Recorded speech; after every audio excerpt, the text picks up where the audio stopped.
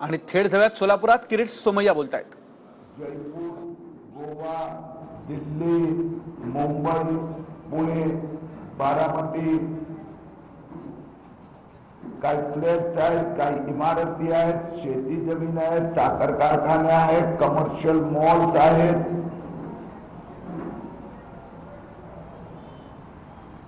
याच्यावर शरद पवारांनी साहेबांनी विधान केलं की यातले 2 बिल्डरचे 70 कोटी 140 कोटी तिथून सापडले. अजित पवार मित्र परिवाराकडून फक्त चिल्लर सापडलं. मी पवार साहेबांना प्रश्न विचारू इच्छितो, शिवानी वेंचर्स प्राइवेट लिमिटेड कोण आहे? Shivani ventures private limited, Indocom developers private limited कोण आहे?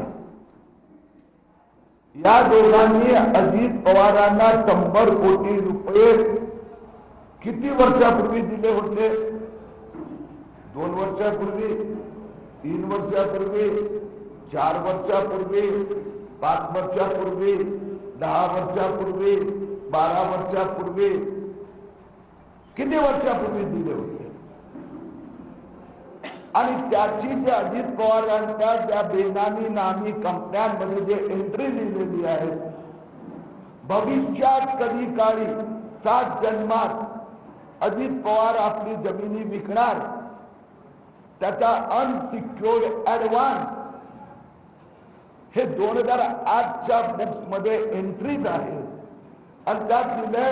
परंतु याच्यावर कोणतेही व्याज 8 जन्मात दिलं जाणार नाही. आजपर्यंत 100 कोटीची प्रॉपर्टी, 100 कोटी रुपयाची मार्केट व्हॅल्यूची जी प्रॉपर्टी हे 1200 कोटी झाले आहे. त्यापर्यंत एक दमडी परत दिली का? संजय राऊतनी 55 लाख असे 2010 मध्ये घेतले होते. ईडीने शोधून काढल्यानंतर संजय राऊत 2019 मध्ये चोरीचा माल परत केला. अजित पवार चोरीचा माल परत करणार का? आपण सांगतात की ते 2 बिल्डर करून पैसे मिळाले.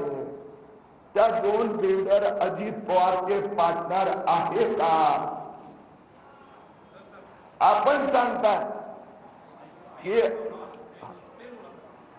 सॉरी अजित पवार इन्कम टॅक्सची दाढ सुरू झाली की पहिल्या दिवशी विधान केलं की माझ्या बहिणी नीता पाटील, वीणा पाटील, मेवणे मोहन पाटील यांच्या घरी इन्कम टॅक्सचा धाडी कशाला? त्यांचा काही आर्थिक व्यवहार नाही आहे. आता माझ्याकडे रेकॉर्ड्स आहेत. चरणडेश्वर साखर कारखाना पासून अजित पवारच्या 70 बेनामी नामी संपत्तीत त्या कंपन्यांमध्ये अजित पवारच्या बहिणी वीणा पाटील, नीता पाटील मेहुणे म्हणजे बहिणीचे यजमान मोहन पाटील पार्टनर आहे. मग अजित पवार साहेब, तुम्ही बेईमानी महाराष्ट्राच्या 12.5 कोटी जनतेची केली की बेईमानी आपल्या बहिणीची केली? बहिणीच्या नावाने कंपन्यांनी पार्टनरशिप आहे, संपत्ती आहे. आपण म्हणतात त्यांचा काही संबंध नाही. मग बहिणीच्या नावाने पण बेनामी संपत्ती केली ते शरद पवारांना मान्य आहे का? आणि म्हणून माझी शरद पवारांना चॅलेंज आहे की हे चोपडे हे सगळे मी उद्या ईडी आणि इन्कम टॅक्सला पाठवणार आहे. सहकार मंत्रालयाला पण पाठवणार. मुंबई उच्च न्यायालयाने चौकशीचे आदेश दिले आहे. यात नाही एक पण कागद खोटा असेल तर शरद पवार, अजित पवार, रोहित पवार, पार्थ पवार, सुप्रियाताई यांनी हे मला सिद्ध करून दाखवावे. धन्यवाद.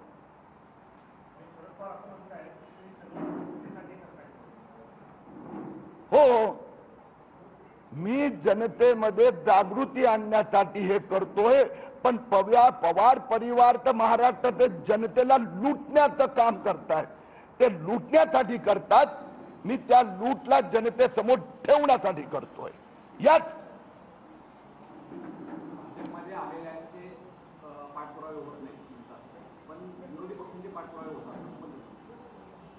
मला एक समजत नाही. शरद पवार इतके वर्ष मंत्री मुख्यमंत्री राहिलेत, उद्धव ठाकरे मुख्यमंत्री आहेत. यापैकी या घोटाळेबाज ठाकरेंची जे 11 होती त्यात आता 17 खेळाडू झाले, म्हणजे 6 राखीव झाले, वाढत चाललेत. त्यापैकी एक पण घोटाळा खोटा आहे, घोटाळा केला नाही असं बोलण्याची हिंमत ठाकरे पवारांमध्ये नाही आहे. तुम्ही मंत्री आहात, सरकार आहात, जे घोटाळे केले त्याच्यावर बोला ना. घोटाळे उघडकीस आणले, कारण की उघडकीस आणण्याचं काम पोलिसांनी करायचं आहे, पण पोलिसांचा उपयोग आहे माफिया म्हणून करतात. पोलीसच चोरी करते, पोलीसच सुपारी घेते, पोलीस कमिशनरच गायब होतो, गृहमंत्री फरार होतो. म्हणून शेवटी जनतेने जायचं कुठे? तर हायकोर्ट, सुप्रीम कोर्ट, लोकायुक्त, नॅशनल ग्रीन ट्रिब्युनल, मानव अधिकार आयोग यांच्याकडे किरीट सोमय्या जात आहे. तर त्यात चूक काय?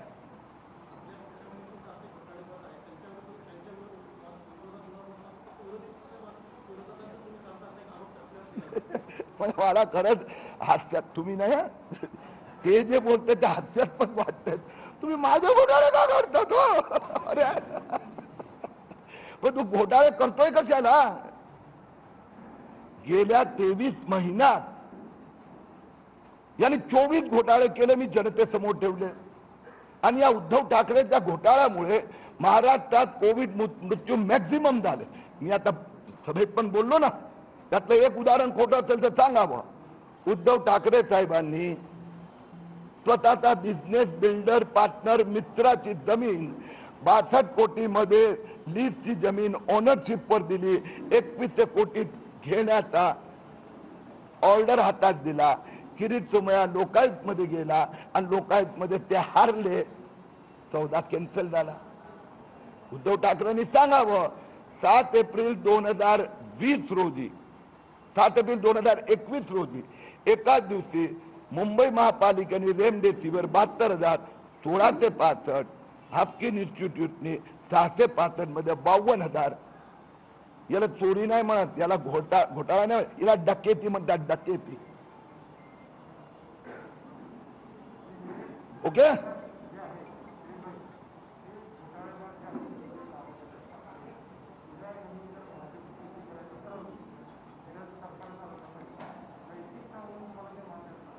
पहिली गोष्ट अशी आहे की हे घोटाळे केलेत आणि एवढी हत्या कोविडची जी झालेली आहे त्याचं त्यांनी उत्तर द्यावं.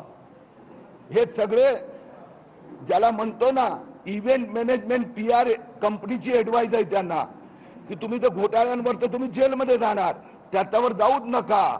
तुम्ही ऑस्ट्रेलिया, इंग्लंड, चायना, पाक बॉर्डर, काश्मीर, पुढे युती झाली तर काय, पहिला घोटाळा काढलाय, लोकांच्या हत्या केल्यात, मनसुख हिरेनची हत्या केली, त्याचं उत्तर द्या.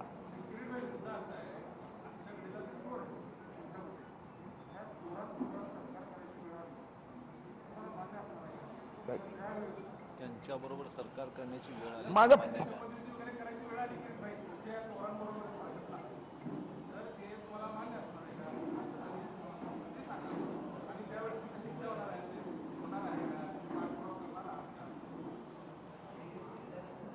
आता हे घोटाळेबाज डाकूगिरी करतात, जनतेला लुटतात. 27,000 शेतकऱ्यांचे प्रतिनिधी माझ्याकडे जरंडेश्वरचे आले होते. आमचा कारखाना घेतला, अजित पवारांनी बेनामी ठेवला. तर मला त्या शेतकऱ्यांना न्याय मिळवून द्यायचा आहे. जे कोविड मध्ये मृत्यू झाले आहेत त्यांना आता कुठलंही डायव्हर्जनचा मी भानगडीत पडणारच नाही. उद्धव ठाकरेंनी बायकोच्या नावावर घेतलेले 19 बंगलोचा हिसाब त्यांनी द्यायचा आहे. शरद पवार काल बोलतायत ना, म्हणजे आता उत्तर द्यावं. हे जे 2 बिल्डर ज्यांच्याकडून रक्कम सापडली ते तर अजित पवारांना 100 कोटी 10 वर्षापूर्वी देऊन बसलेत. त्याचं उत्तर शरद पवारांनी द्यावं. आमच्याबरोबर युती करणार का नाही, आमचे घोटाळे का काढतात, तुम्ही लुटतायत म्हणून तुमचे काढतोय. आणि भाजपच्या घोटाळेबाज आलेले आहेत भाजपमध्ये, जे आरोग्य तुम्ही बरेच जणांचे तुम्ही घोटाळे बाहेर काढलेले आहेत, नावं घेतलेले आहेत, असे राष्ट्रवादी असून काँग्रेस असो आणि इतर पक्षाचे आपल्या भाजपमध्ये आलेले आहेत, त्यांच्या कमी व्हायला थोडा. आणि आता हे जर भाजपची युती झाली तर काय करतो? महाराष्ट्र सरकार पूर्णपणे ठाकरे पवारांच्या ताब्यात आहेत. मी जिथेही यांचा एक घोटाळा काढला की यांचा ठराविक प्रश्न असतो. नारायण राणेच्या घोटाळ्याचं काय झालं? अनिल परब म्हणतात माझा अनधिकृत रिसोर्ट दिसतोय, नारायण राणेचा अनधिकृत बंगलो का दिसत नाही?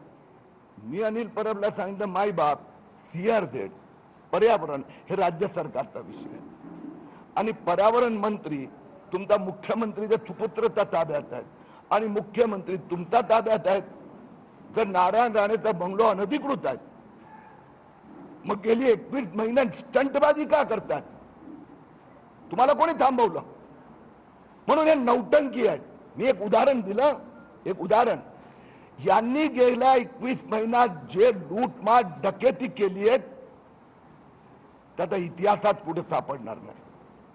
सोलापूर महापालिकेत आरोग्य विभागात घोटाळा निघाला तर महापालिकेची सत्ता भाजपची आहे म्हणून त्याला दुर्लक्ष करणार का? पहिली एक गोष्ट तुम्हाला स्पष्ट करतो, या कोविड काळात नगरपालिका, नगरसेवक, महापालिकांची सगळी सत्ता मेडिकल इमर्जन्सीच्या नावाने राज्य सरकारने स्वतःच्या हातात आणि IAS ऑफिसरच्या ताब्यात दिली. महापालिकेचा कोणताही मीटिंग नाही, कुठलं हे नाही. हे जे तुम्ही सांगितलं त्यात दोन सांकेतिक, म्हणजे एक कोविड मृत्यू तुम्ही केंद्र सरकारकडे नेला, मानव अधिकार आयोगकडे नेला, त्याचा तपास सुरू झाला, आणि दुसरं रेमडेसिवीर इंजेक्शन त्याची तर सुनावणी सुरू झाली. त्यात सगळेच महाराष्ट्र आहेत. लोकायुक्तने मागच्या आठवड्यात त्या सुनावणीत राज्य सरकारचा आरोग्य सचिव आणि मुख्य सचिवांना रिप्लाय फाईल करायला सांगितलंय.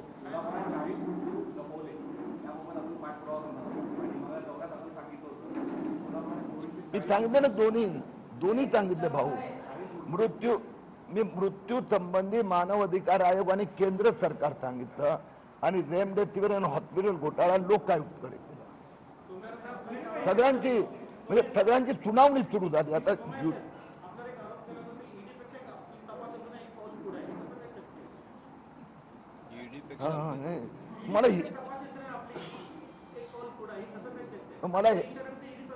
मला ही पण एवढे बिचारे घाबर, मी शब्द जाणीवपूर्वक वापरतोय, एवढे बिचारे ठाकरे सरकारचे मंत्री घाबरलेले आहेत.